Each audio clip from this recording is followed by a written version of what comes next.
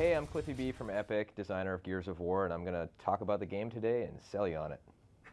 Okay, Gears of War takes place on a planet called Syrah, which is very similar to Earth. And life was very, very good on Syrah until one day a new energy source was discovered called emulsion, which initially seems like a great thing, but this wound up being the catalyst for a series of wars that went on the planet when a horrible enemy called the Locust Horde came from the underground of the planet.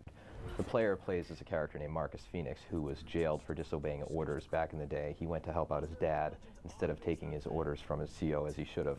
Ultimately landed in military prison, and now he's being busted out of prison by his best friend Dom, so he can be enlisted to fight in the war against the Locust. You've seen cover in other games, right? But you haven't seen so many games where you really have to take cover. If you run right up to a Locust in Gears of War, you're going to get shot, right? Because if you were in World War II and you ran up to a Nazi, you'd get shot. You burst into the room, you see your enemy takes cover, you take cover, and then a real gunfight actually ensues after that, in which you're trying to flank them, you're trying to flush them out, you're ordering your squad mates, and it's very, very fast-paced but tactical at the same time. One of my concerns about the industry in general now is that there's a lot of hardcore gamers who want something that's really, really tricky to get into and very, very tricky to master. But we've lost a whole generation of casual gamers. I think Gears has the potential to kind of bring some of them back by just being beautiful in general. And if we do the job that we're planning on doing with the game as far as context sensitivity and not necessarily initially requiring too complex of a control scheme, I think we could kind of get a larger audience for the game. Animation is one of the areas where we're really, really pushing things. You have very, very believable humanoid characters. A guy who's wearing 80 pounds of armor slamming into the wall looks like what it is. It looks heavy, it looks real, it looks tangible. And then you have creatures in the world that move in an eerie, believable fashion that are climbing on the ceiling, or multi-legged creatures. I mean, this has been a project that the animation department and the art department has really been able to spread their wings and kind of fly and soar and show people what's possible with the next generation.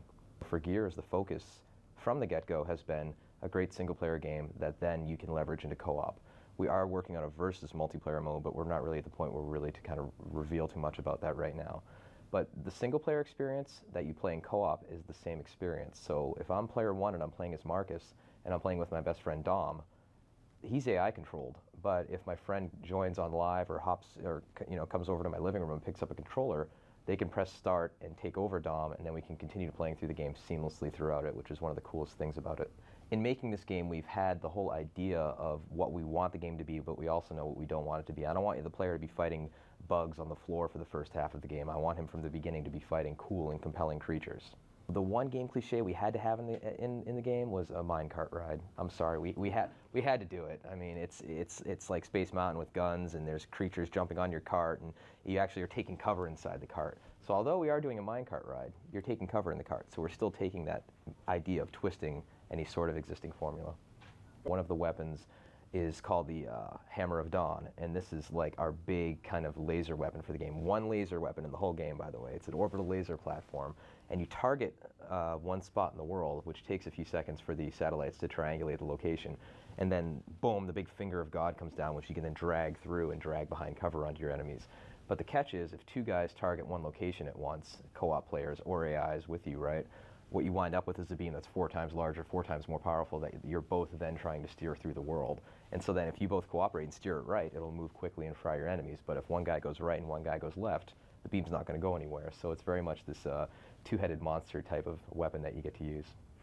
Hey guys, thanks for listening and hearing the rant, the pitch, and checking out the visuals and following and being excited about Gears of War. And we hope to see you on Emergence Day 2006.